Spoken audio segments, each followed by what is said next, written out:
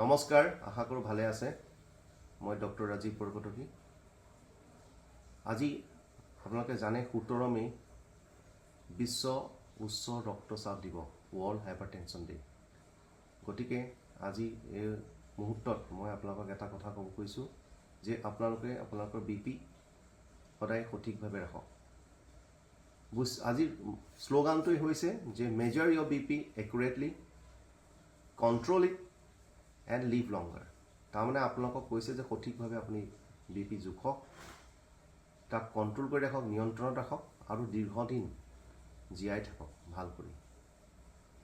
গতিকে আমি জানিব লাগিব যে আমি কিমান আমাৰ BPটো হ'ব লাগে। আমাৰ BPটো সদায় আপোনালোকে মনত ৰাখিব 140/90 তলত হ'ব লাগে আৰু 130/80 হ'লে খুবেই ভাল। 130/80 ৰাখিবলৈ চেষ্টা কৰক। 130/80 mm অফ মাৰ্কাৰী।